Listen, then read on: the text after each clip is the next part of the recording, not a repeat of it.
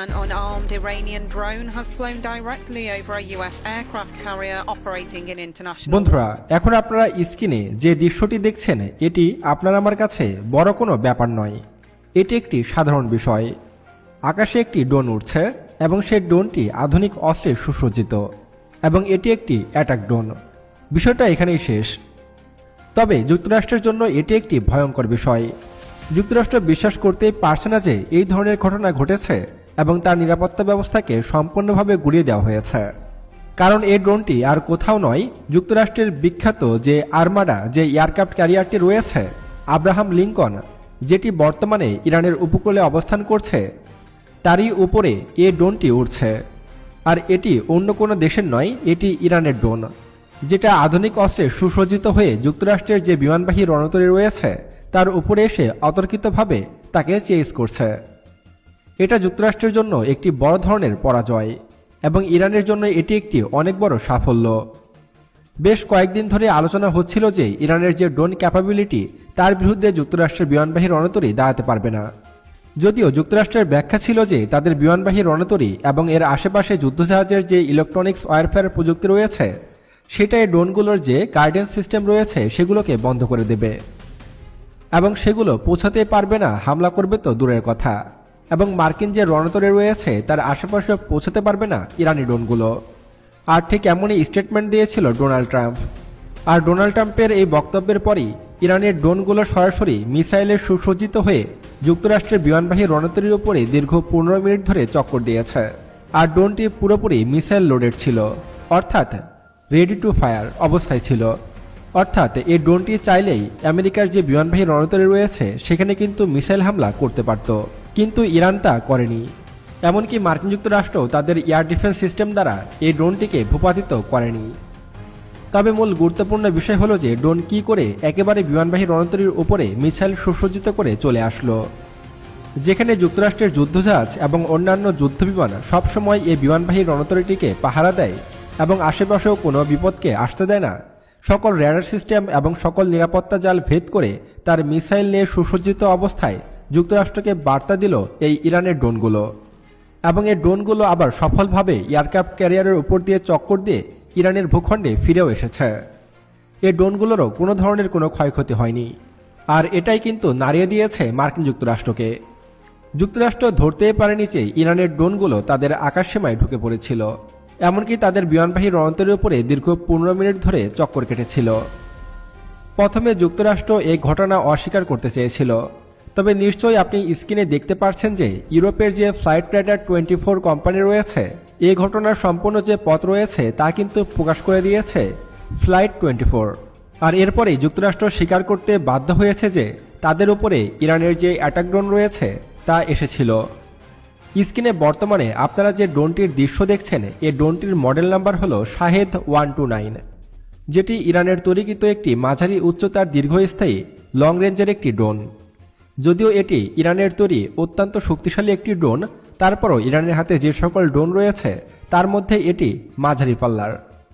আর এই ড্রোনটি কিন্তু যুক্তরাষ্ট্রের যে এয়ারক্রাফট ক্যারিয়ার রয়েছে বা বিমানবাহী রণতরী রয়েছে তাকে উচিত শিক্ষা দিয়েছে এবং তার উপরে অস্ত্রে সুসজ্জিত হয়ে টহলও দিয়েছে এবং তাকে ঝুঁকিপূর্ণ অবস্থায় চরম সতর্কতা বার্তা দিয়েছে।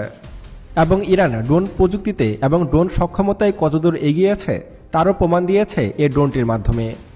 আর এই ড্রোনটি দেখতে অনেকটা আমেরিকার বিখ্যাত যে MQ-91 রিপার ড্রোন রয়েছে হুবহু তার মতো।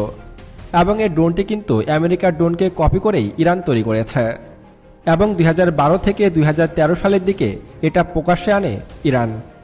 যদিও এর পূর্ব থেকেই এই যুক্তরাষ্ট্রের ড্রোনগুলো আফগানিস্তান এবং ইরাকের ভিতরে ব্যাপক ভিত্তিতে তার যে সক্ষমতা রয়েছে সেটি দেখিয়েছিল। এর পরপরই কিন্তু ইরান এটার হুবহু কপিও তৈরি করে ফেলেছে। এর কয়েকটি ভেরিয়েন্ট তৈরি করেছে ইরান এবং এর কয়েকটি ভেরিয়েন্ট কিন্তু রাশিয়ার হাতেও তুলে দিয়েছে ইরান। আপনারা হয়তো জানেন যে রাশিয়া ইউক্রেন যুদ্ধের সময় ইরান কিন্তু এই শাহেদ 129 মডেলের ড্রোনগুলো রাশিয়ার কাছে রপ্তানি করেছিল, যে ড্রোনগুলো দিয়ে রাশিয়া কিন্তু ব্যাপক সফলতা পেয়েছিল ইউক্রেনের ভূখণ্ডে। এখন হয়তো আপনি ভাবতে পারেন যেহেতু আমেরিকার ড্রোনকে কপি করে ইরানের ড্রোনটি তৈরি করেছে তাহলে হয়তো এই ড্রোনটির প্রযুক্তি এবং সক্ষমতা আমেরিকার হাতে যে MQ-9 রিপার ড্রোন রয়েছে তার থেকে কম হবে। এর উত্তর হলো মোটেও নয়। বরঞ্চ আমেরিকার তৈরি MQ-91 রিপারের চেয়েও এর সক্ষমতা বেশি এবং এর শক্তিও অনেক বেশি।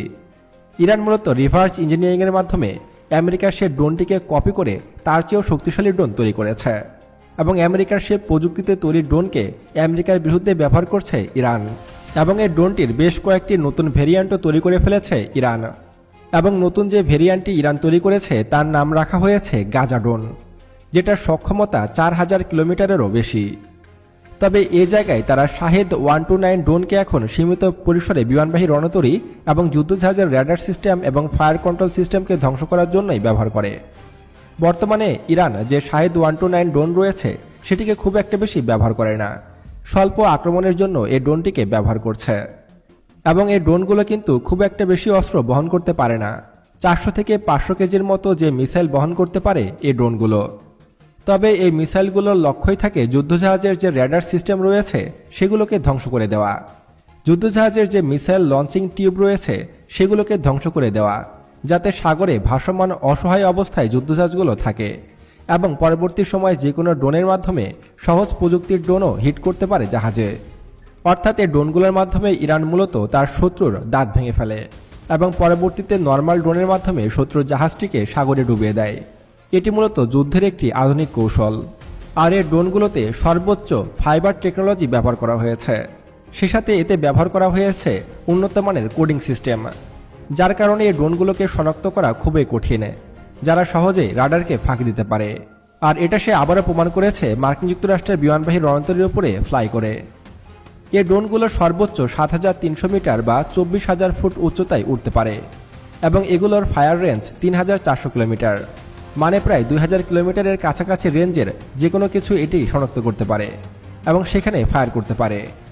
এবং এই ড্রোনগুলো রোটেক্স 914 টাইপের যে চীনের ইঞ্জিন রয়েছে তা দিয়ে শক্তি পায়, অর্থাৎ এটি চীনের তৈরি যে রোটেক্স 914 ইঞ্জিন রয়েছে সেটি ব্যবহার করে এবং এটি ঘন্টায় 200 কিলোমিটার গতিবেগে ছুটতে পারে। যদিও এর গতি অনেক কম, তারপরও কিন্তু এটি অনেক উচ্চতা দিয়ে ফ্লাই করে, যার কারণে এটি কিন্তু কোনো র্যাডারে ধরা পড়ে না। এবং এই ড্রোনগুলো নিজস্ব AI সিস্টেম ভিত্তিক।